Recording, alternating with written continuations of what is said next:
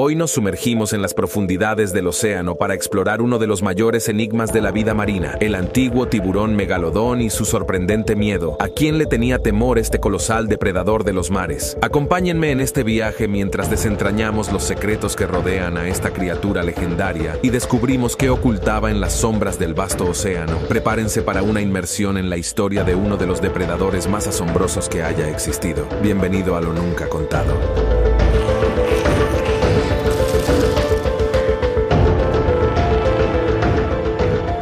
Un día, una ballena del Mioceno de 9 metros de largo nadaba en el antiguo océano. De repente, fue atacado por un enorme depredador. El agresor era 2 veces más grande que la ballena y actuó directamente, sin intentar alcanzar los tejidos más blandos del estómago. Inmediatamente hundió sus dientes en la rígida parte superior de la columna y en la caja torácica. Las poderosas mandíbulas se cerraron con una fuerza de unas 20 toneladas, rompiendo el enorme esqueleto de la víctima. La ballena no tuvo ninguna posibilidad. Con los pulmones perforados y la columna rota, rápidamente se convirtió en otra presa del monstruo prehistórico. Así describió aproximadamente el renombrado paleontólogo Donald R. Prothero la estrategia de ataque del monstruo prehistórico a su presa en su libro La historia de la vida en 25 fósiles. El escenario del ataque fue reconstruido analizando los daños a los restos fosilizados de la ballena palena del Mioceno. Para que un ataque de este tipo tenga éxito, el tamaño del depredador debe ser mucho mayor que el de la víctima. Debe medir entre 15 y 18 metros, entre 50 y 59 pies de largo, pesar alrededor de 50 toneladas y su mandíbula completamente abierta debe ser como la puerta de su garaje. Seguramente te estarás preguntando qué clase de depredador era, cómo vivía y qué comía. ¿Vive ahora y puede atacar a un humano? Las respuestas a estas preguntas no son fáciles de encontrar, pero hicimos nuestro mejor esfuerzo y lo hicimos para usted. Hemos recopilado todos los datos más importantes e interesantes sobre este depredador en este vídeo. Era un antiguo tiburón gigante megalodón. Dale me gusta a este video y no olvides suscribirte al canal. Tus acciones ayudan a YouTube a reconocer que este es el tipo de contenido que deseas ver más. Sí, el monstruo prehistórico en la descripción de Donald Prothero era un tiburón antiguo gigante, el megalodón. Su tamaño es asombroso. Es difícil creer en ello, pero el caso del esqueleto de ballena del Mioceno no es el único. Hay mucha evidencia fósil de eventos similares. La lista de fósiles con tales signos de ataque incluye restos de ballenas antiguas, cetoterios, cachalotes, delfines, focas, leones marinos, manatíes e incluso tortugas marinas antiguas que eran 3 veces más grandes que sus parientes modernos más grandes.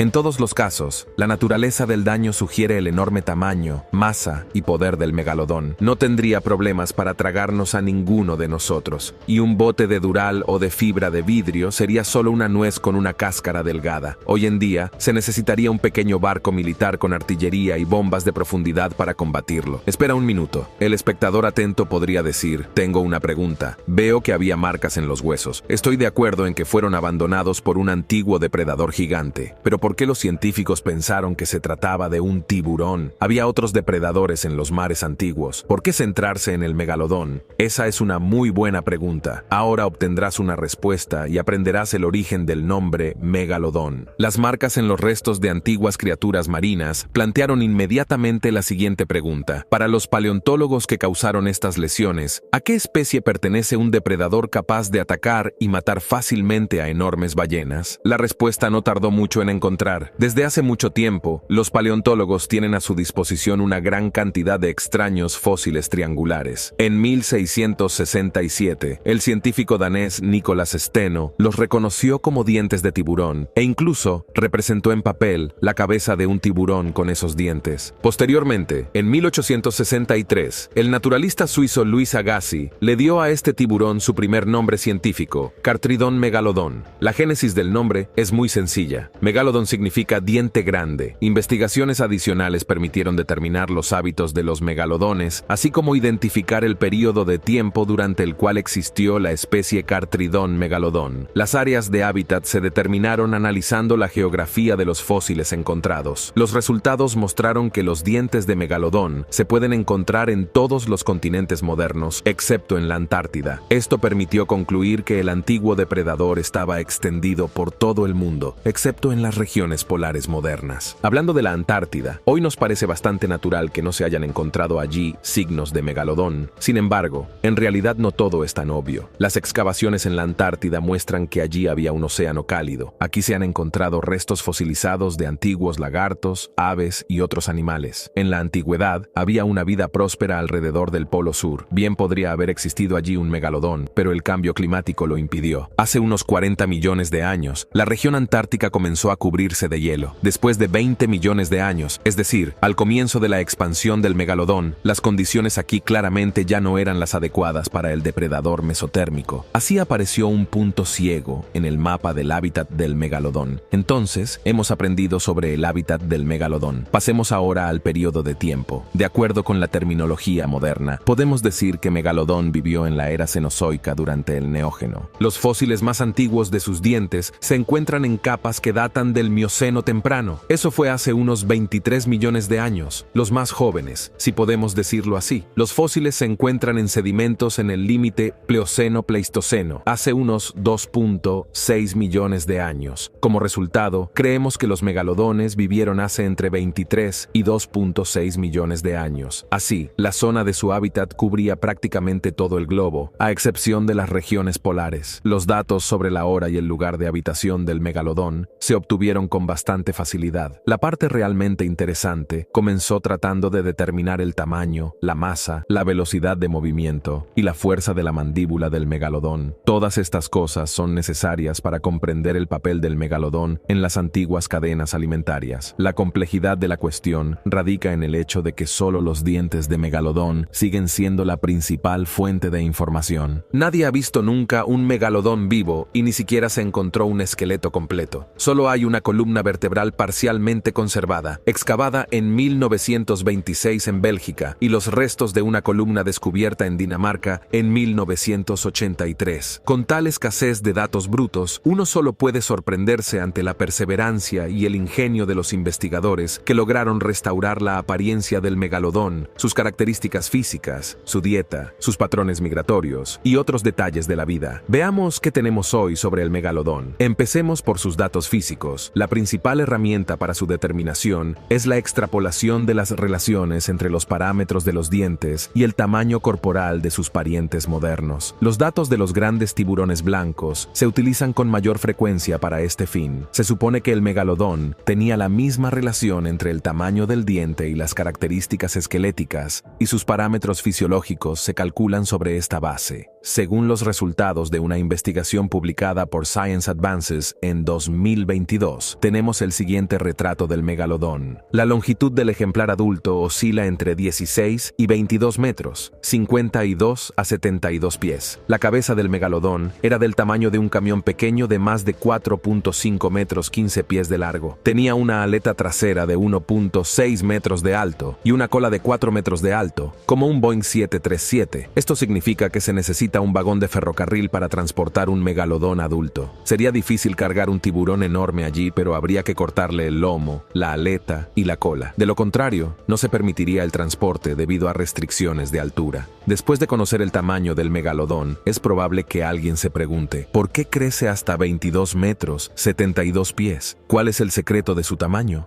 Digamos de inmediato que aquí no hay ningún secreto. El tamaño del megalodón se formó de la misma manera que el tamaño del gobio. Las mutaciones genéticas aleatorias son detectadas por la selección natural de la misma manera que en cualquier otro lugar. La única diferencia es que los megalodones sufren selección natural en el útero de la madre. Sé que suena extraño, pero ten paciencia. Te contamos más al respecto, un poco más tarde. Así que hemos cubierto el tamaño del megalodón. Ahora es el momento de pasar al peso. Megalodón pesaba hasta 50 toneladas. Ese es un gran número para una criatura viviente. Intentemos imaginar que son 50 toneladas. Por ejemplo, pesa 3 toneladas más que 2 pesados obuses paladines autopropulsados. Junto con proyectiles y combustible, el Ford Explorer podría penetrar en la boca completamente abierta de un antiguo depredador. Así, si el megalodón hubiera apretado las mandíbulas, habría apretado el techo hasta los asientos. Sí, el antiguo depredador tenía mandíbulas increíblemente fuertes. Cuando apretaba las mandíbulas, podía generar hasta 20 toneladas de fuerza. Sus mandíbulas podrían haberse utilizado como grúa, atar un cable a su mandíbula inferior y el megalodón podría levantar 10 metros cúbicos completos, 350 pies cúbicos, tanque de agua de más de 10 toneladas. Eso es increíble. Acabas de conocer la fuerza de las mandíbulas del megalodón. Es enorme, pero para comprender plenamente el poder de este depredador, debemos fijarnos en el armamento de esas mandíbulas. Los dientes. No hay duda de que debe ser un arma poderosa y mortal, un arma que te permite llenar el estómago en cuestión de 10 minutos, así que echemos un vistazo al arsenal del antiguo tiburón. Las mandíbulas del megalodón tenían 5 filas de dientes triangulares dentados con una altura de 16 a 20 pulgadas. A modo de comparación, el diente de tiburón blanco más grande jamás medido mide 6 pulgadas. Mira la diferencia entre los dos. Tenga en cuenta que este es el diente de tiburón blanco más grande jamás medido. Eso es simplemente increíble. En total, el megalodón tiene más de 250 dientes repartidos en 5 filas. Combinadas con la tremenda fuerza de sus mandíbulas, eran un arma a la que nadie podía resistir en el antiguo océano. La descripción de las capacidades físicas del megalodón estaría incompleta si no hablamos de su velocidad y resistencia. Por supuesto, muchos objetarán y dirán, ¿cómo podríamos medir la velocidad de un tiburón antiguo? No hay megalodones vivos, se extinguieron hace millones de años. ¿Cómo sabemos cuántos metros nadaron por segundo? ¿Es eso posible? Sí, no es por medición directa, sino por extrapolación, como en el caso de la talla y el peso. Por ejemplo, existen datos sobre la correlación entre la velocidad de crucero absoluta y la masa corporal en 390 y 1 animales. De las 28 especies de tiburones existentes, la velocidad de crucero absoluta es la velocidad de un megalodón nadando tranquilamente sin perseguir a sus presas. Con base en dichos datos, este valor se puede determinar para el megalodón. Según los resultados modernos obtenidos mediante modelado 3D, la velocidad media de crucero del tiburón gigante era de solo 5. Digamos que no es mucho, sí, no es mucho, pero es solo una velocidad de crucero, y es 7 veces mayor que el de un tiburón ballena moderno de 18 metros y 59 pies. Es más, el megalodón era más rápido que cualquiera de los 391 tiburones que se tomaron para la extrapolación cuando se movía a velocidad de crucero. Megalodon fue muy eficiente. Los cálculos muestran que después de comer algo similar a una ballena del Mioceno, podría moverse continuamente a velocidad de crucero durante 1 mes y medio. Puede que estés de acuerdo en que es impresionante. Una comida fue suficiente para cruzar el Atlántico a nado. La alta eficiencia a velocidad de crucero aseguró una amplia geografía de migración de megalodón. Podría viajar entre continentes sin riesgo de morir de hambre. Como resultado, encontramos rastros de él a lo largo de las costas de Asia, África, América del Sur y América del Norte. El antiguo depredador gigante dominó casi todos los océanos del mundo y ocupó las posiciones más altas en la cadena alimentaria en todas partes. ¿Estaba solo ahí fuera? ¿Tenía enemigos que compitieran con él en la lucha por las presas? Ahora aprenderá las respuestas a estas preguntas. Hemos demostrado que las capacidades del antiguo supertiburón le ayudaban a enfrentarse fácilmente a presas muy grandes, mientras que su resistencia le facilitaba llegar a lugares donde dichas presas estaban disponibles. Sin embargo, sabemos que hubo otros depredadores muy grandes en los océanos antiguos. Por ejemplo, el cachalote Liviaton, que también cazaba ballenas. Los dientes de este cachalote alcanzaban los 30 centímetros de largo y eran 1/3 más grandes que los del megalodón. ¿Crees que el megalodón tenía miedo de un competidor con tantos dientes? Al responder a esta pregunta, debemos recordar que el miedo es una emoción, y es poco probable que los antiguos depredadores primitivos confiaran en las emociones en sus acciones. Fueron impulsados por el instinto. El instinto de un depredador le dice que se retire al ver un rival más grande y le ordena atacar a un rival más pequeño. Los tiburones modernos no tienen miedo programado a ningún depredador, y no hay evidencia de que los antiguos tuvieran alguno. En la antigüedad, como hoy, el resultado de un encuentro entre depredadores en competencia depende de las circunstancias. El más importante de ellos es la relación de tamaño. Es obvio que un megalodón joven de 5 metros y 16 pies de tamaño no atacaría a un liviatán de 10 metros y 33 pies. Es probable que evite la pelea. De manera similar, un megalodón adulto hambriento no perdería la oportunidad oportunidad de comerse un cachalote más pequeño y con dientes. La relación de tamaño es decisiva en la interacción del megalodón, no solo con los grandes libiotanos, sino también con otros depredadores más pequeños competidores. Los investigadores se refieren en primer lugar a cachalotes relativamente pequeños, de 6 a 7 metros y de 20 a 23 pies, pertenecientes al género ahora extinto de las ballenas dentadas. Los investigadores tienen a su disposición esqueletos casi completos de cachalotes. Su característica específica son las mandíbulas alargadas con dientes largos y afilados.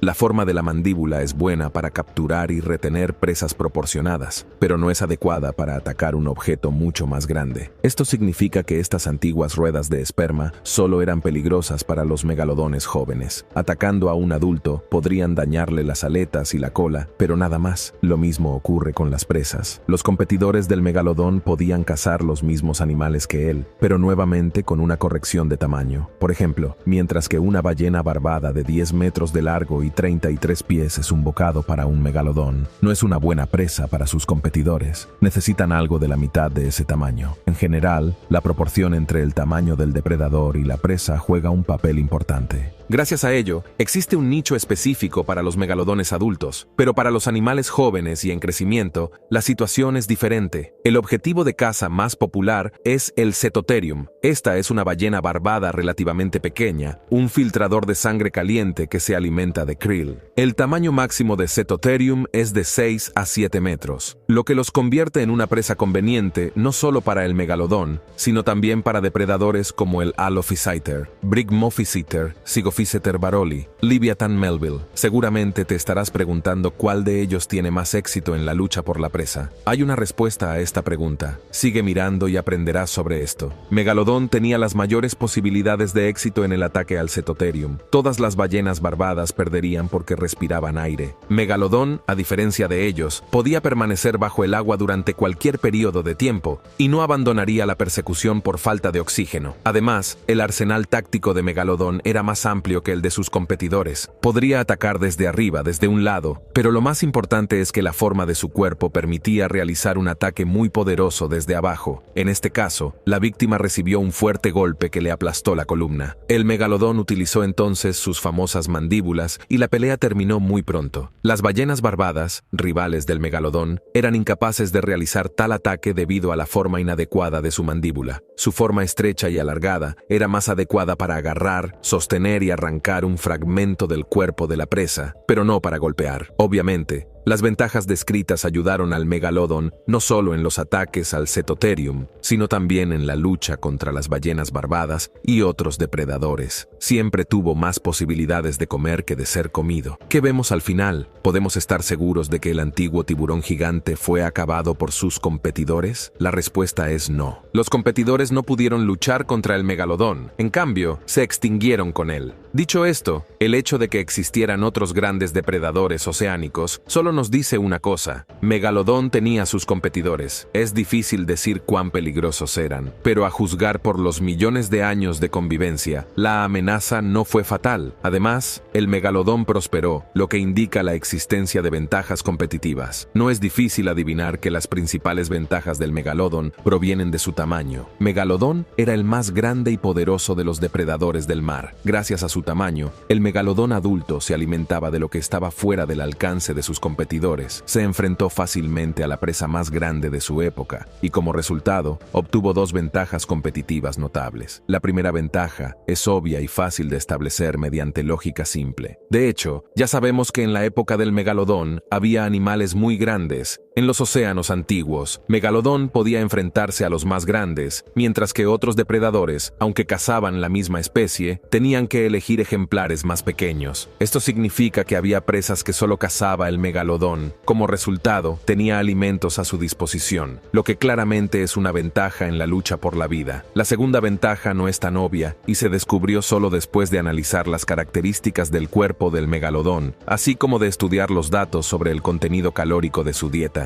Los resultados de tales estudios muestran que el megalodón adulto no necesitaba nutrición diaria. Después de una caza exitosa, fácilmente podría pasar un mes sin comer. El secreto de una dieta tan cómoda reside en el estómago. con un volumen de 10 gramos y un alto contenido calórico de grasa de ballena, parte esencial de su comida favorita. Una combinación de estos factores y el poder de combate salvaron al megalodón de la búsqueda continua de alimento. Podría elegir su presa, podría cruzar los océanos en busca de mejor alimento. Como resultado, vemos que el megalodón adulto no tuvo problemas con la comida. Cabe señalar que fue el depredador adulto el que no tuvo problemas. El joven megalodón tenía problemas de nutrición y tenía que luchar por la comida con otros depredadores, pero también tenía sus ventajas. Apenas nacido, el pequeño megalodón ya había experimentado peleas mortales y pasó por una brutal escuela de supervivencia. Para ello, la lucha por la vida comenzó en el útero. Sí, el megalodón y algunos de sus descendientes lejanos se caracterizan por el canibalismo intrauterino.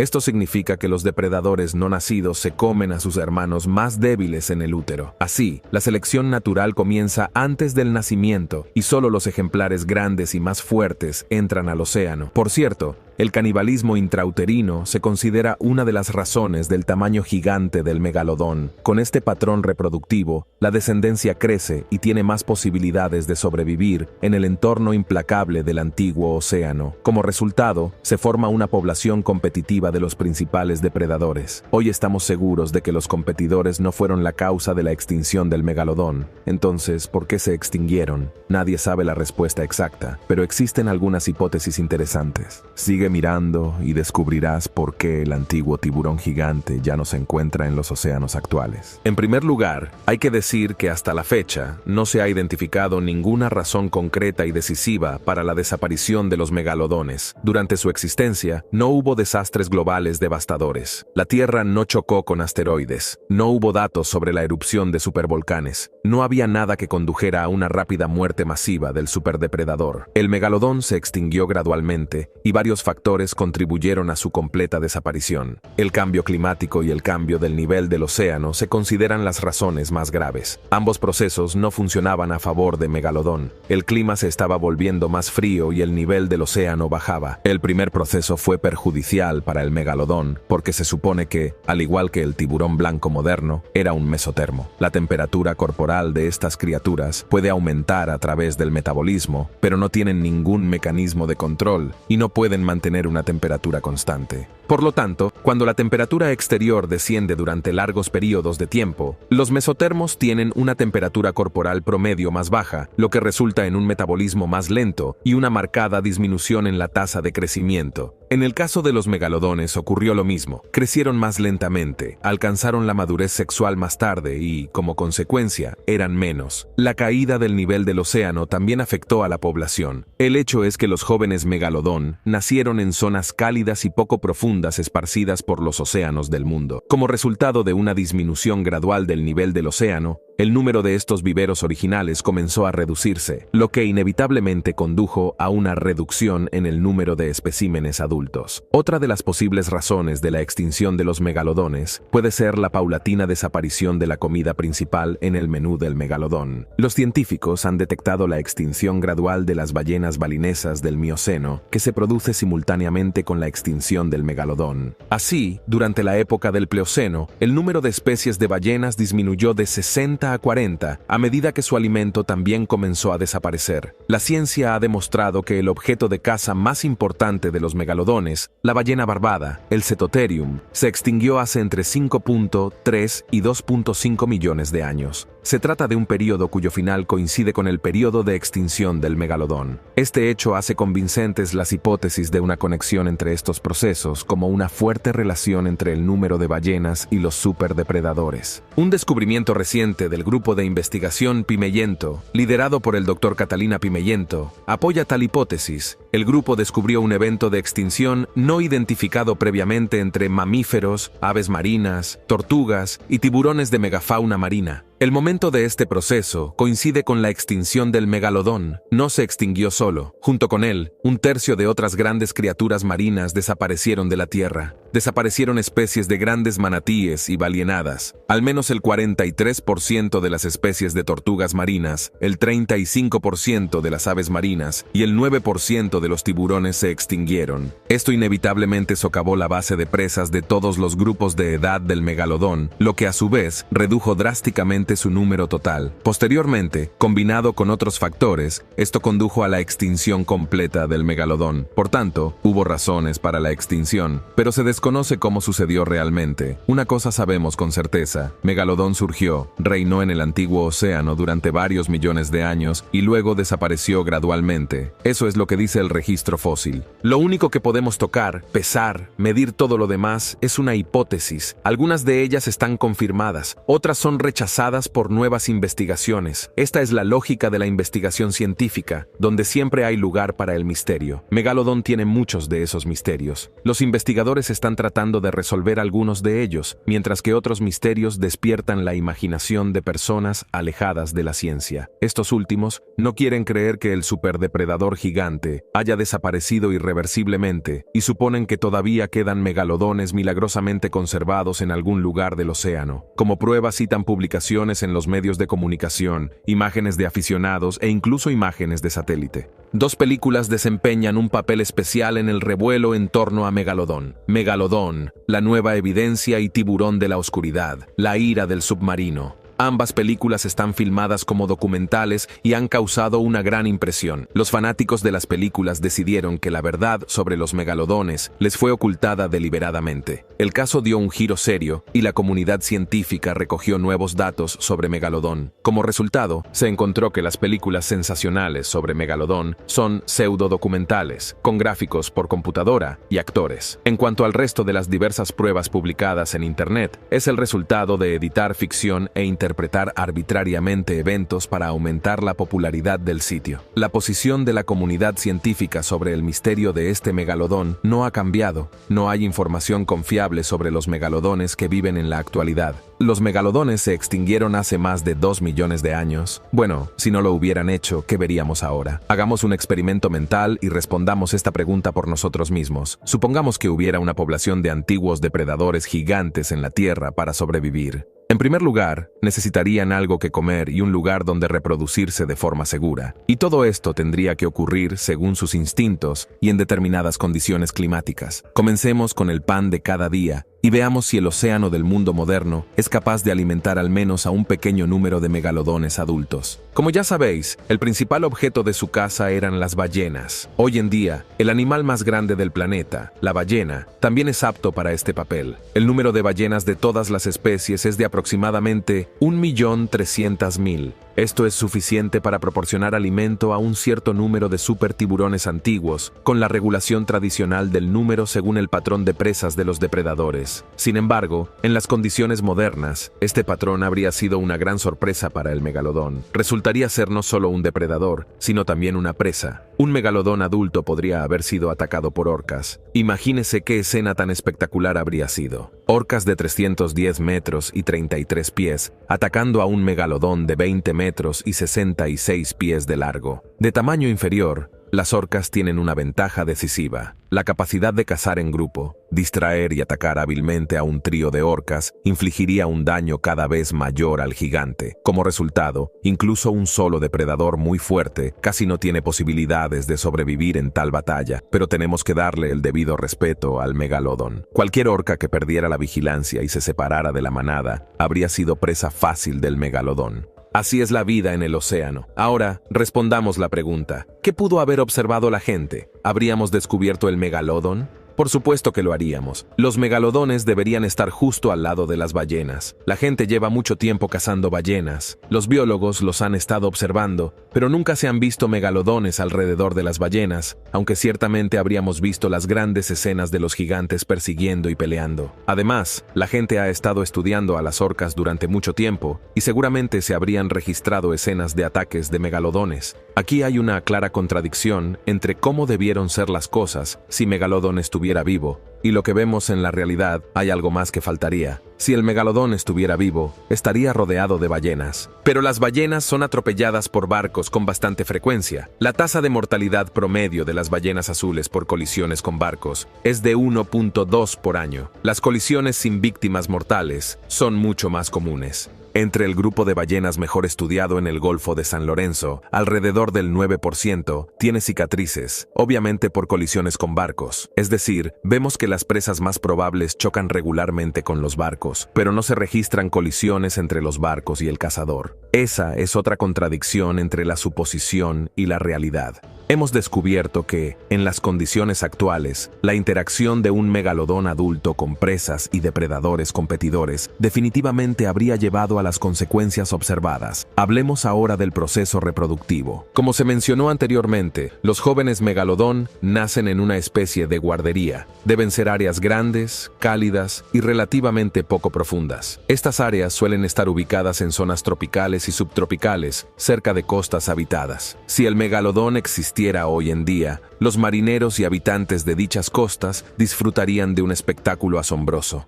Imagínese una enorme megalodón hembra preñada, que mide 18 metros, 59 pies de largo y 50 toneladas de peso, entrando en las aguas costeras para dar a luz a bebés de megalodón de 3 metros de largo. Seguramente un suceso así habría tenido testigos presenciales. Sin duda, con el tiempo habría llamado la atención de los biólogos y otros científicos. Es seguro decir que no observamos nada de lo que debería ser si el megalodón estuviera vivo. Hablando del megalodón que vive hoy en día, es necesario responder a una pregunta más aguda. Si el megalodón no estuviera extinto, ¿cazaría a un humano? Digamos de inmediato que no tendríamos ningún interés como presa. Para un ejemplar adulto, la diferencia en las categorías de peso es demasiado grande. Los grandes depredadores adultos cazan presas de tamaño adecuado y no los veríamos en las playas con más frecuencia que las ballenas. El joven megalodón es un asunto muy diferente. En la antigüedad se alimentaba de peces, pero entonces no había humanos. Hoy en día, una cría de megalodón de 5 metros de largo y 16 pies bien podría atacar a un humano. Eso sucedería tarde o temprano si el antiguo superdepredador resucitara. ¿Podrá resucitar? Actualmente no puede. Se necesitaría una muestra de ADN bien conservada, pero entre los restos fósiles que tenemos a nuestra disposición no existen muestras de este tipo. Espera un minuto.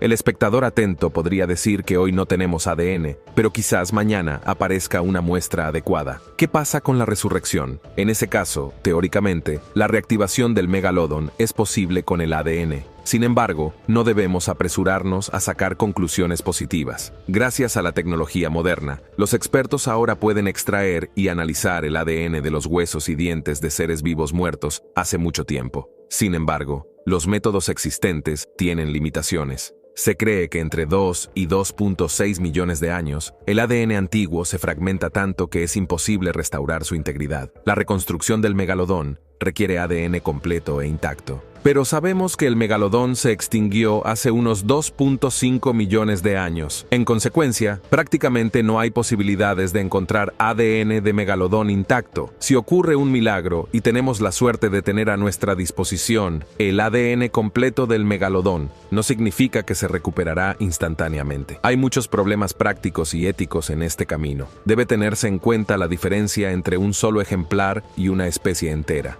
Un solo megalodón criado con fines científicos es aceptable, pero recrear una especie entera no lo es. Interferir con el ecosistema de la Tierra a tal escala podría tener consecuencias irreversibles. Hoy en día estamos convencidos de que todo en la naturaleza está interconectado. La aparición o extinción de una especie entera puede iniciar procesos peligrosos que lleven a la alteración del equilibrio existente. Sabemos que Megalodón era un vínculo y producto del antiguo ecosistema oceánico. ¿Cuáles serían las consecuencias si se introdujera en las cadenas alimentarias del océano moderno? ¿Volvería el ecosistema al equilibrio? La recreación del megalodón plantea muchas preguntas, pero, francamente, son más teóricas que prácticas, porque no tenemos una respuesta a la pregunta más importante: ¿por qué deberíamos resucitar a un monstruo antiguo? Muchas gracias por ver. Cuéntanos qué te pareció el video de hoy, y no lo olvides, nosotros somos Lo Nunca Contado.